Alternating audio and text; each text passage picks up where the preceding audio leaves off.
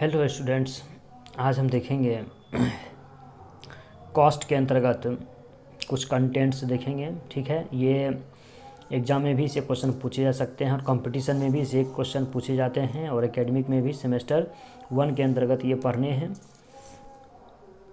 देखें, इन एक क्वेश्चन इस ढंग से समझ सकते हैं कि एक उत्पादक की कुल स्थिर लागत, कुल परिवर्तनशील लागत, प्रवृत्ति लागत भी इसको बोलते हैं, टीवीसी, और कुल लागत टीसी क्या है और वे किस प्रकार संबंधित हैं।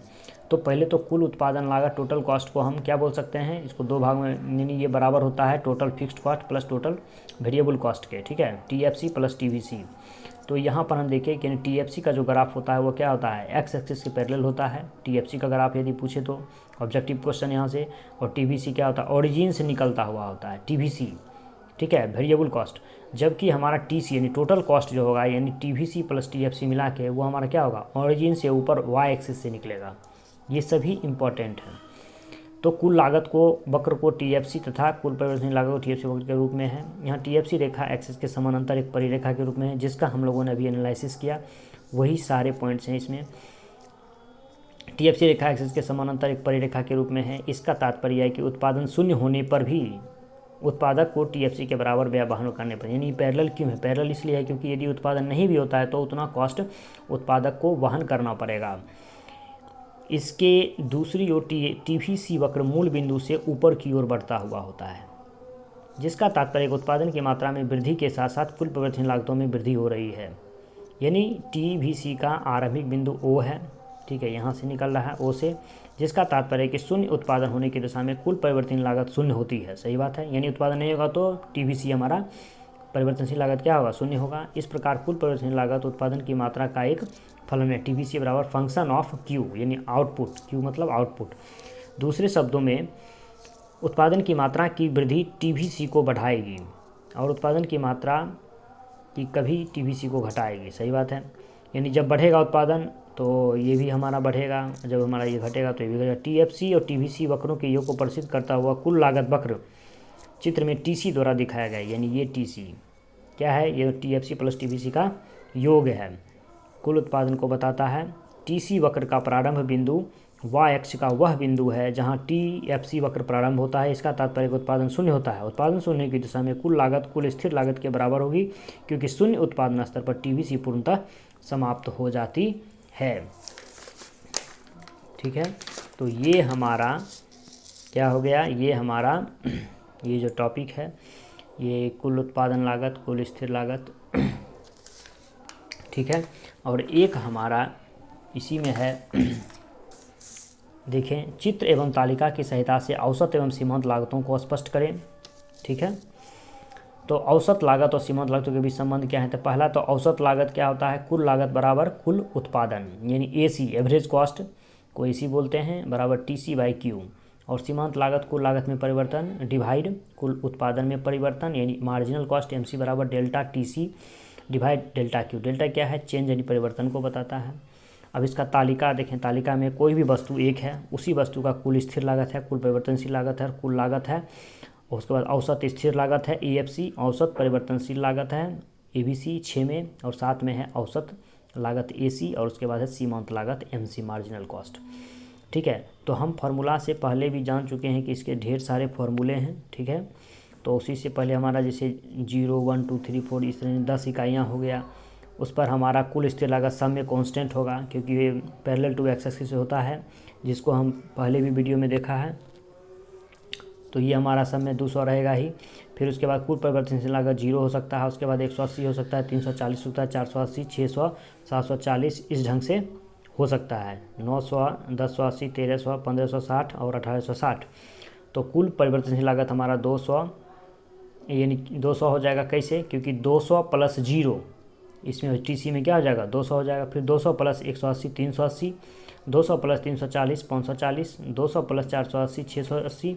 फिर इसी तरह से ये सारे क्या हो जाएंगे, ऐड होते हुए चले जाएंगे।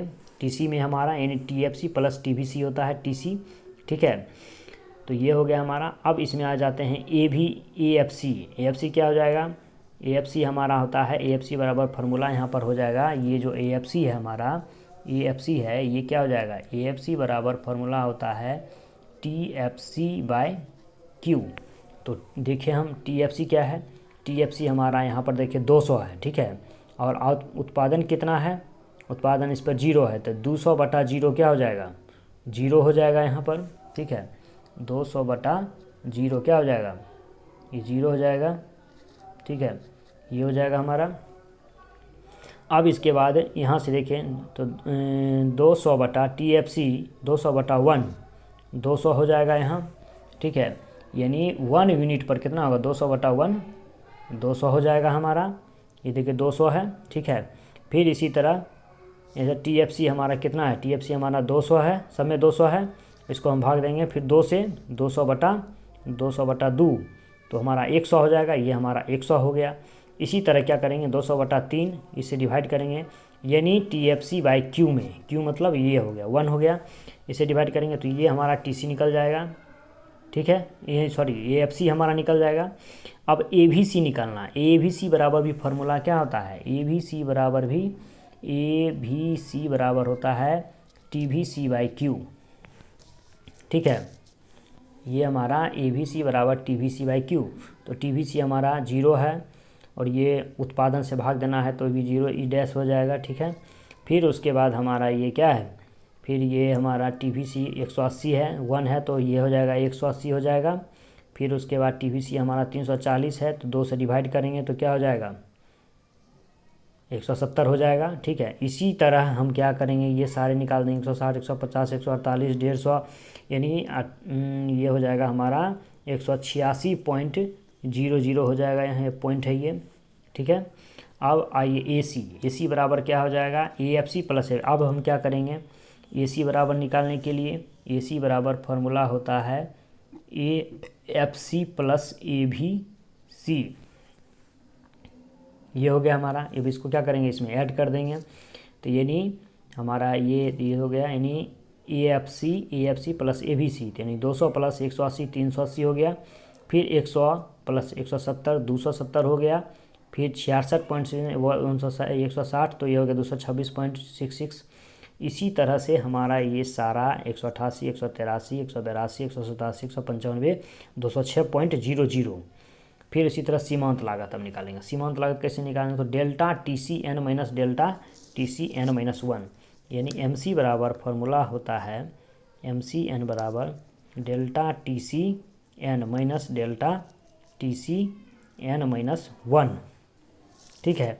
तो यानी टोटल जो हमारा, जैसे ये TC हमारा निकला, TC हमारा कितना है 200 है, फिर 380 है, तो पहले 380 में 200 ये घट जाएगा यहाँ, ठीक है, 380 में 200 घट जाएगा तो यहाँ देखें 180, फिर 540 में से ये घट जाएगा 380 160, यानी इस तरह से हमारा ये निकल जाएगा 120 140 160 180 220 260 300 टोटल। ये हो गया हमारा तालिका। ये बहुत ही इम्पोर्टेंट है, इससे ऑब्जेक्टिव क्वेश्चन पूछे जा सकते हैं एग्ज़ाम में इसमें।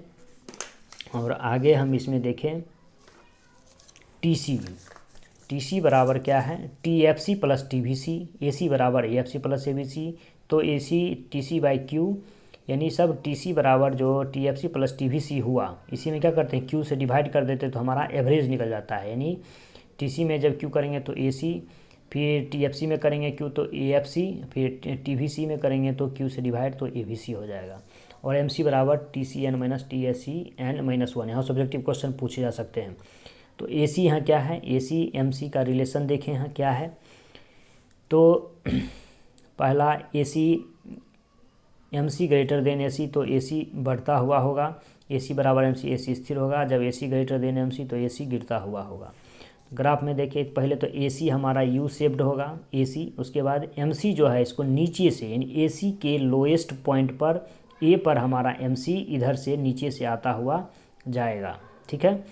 तो प्रारंभ में जब AC वक्र गिरता है, जब ये AC वक्र गिरता है तब MC वक्र एक सीमा तक गिरता है, सही बात है, MC एक नीचे वक्र गिरता है, किंतु एक अवस्था के बाद MC वक्र बढ़ता हुआ होता है, यानी A पॉइंट के बाद क्या होता है, बढ़ता हुआ होता है, जबकि AC वक्र गिरता हुआ ही है, सही बात है, गिरता हुआ ही है।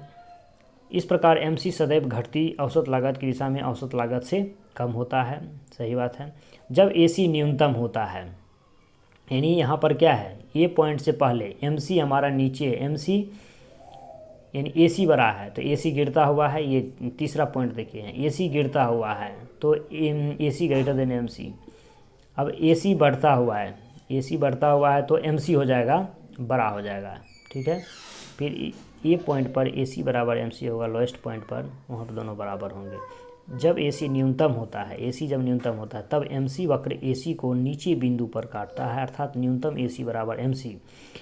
जब ए सी बढ़ता हुआ होता है, ए सी यानी ए पॉइंट के बाद इधर बढ़ रहा है तो एम सी वक्र ए सी से ऊपर की ओर होता है, एम सी है ना, ए से ऊपर की ओर है ए सी से, साथ ही साथ ए सी वक्र से तीव्र गति से बढ़ता हुआ है। तो ये हमारा हो गया, इसमें किसी प्रकार का कहीं कोई प्रॉब्लम नहीं होना चाहिए, ठीक है। ये हमारा टॉपिक समाप्त हुआ।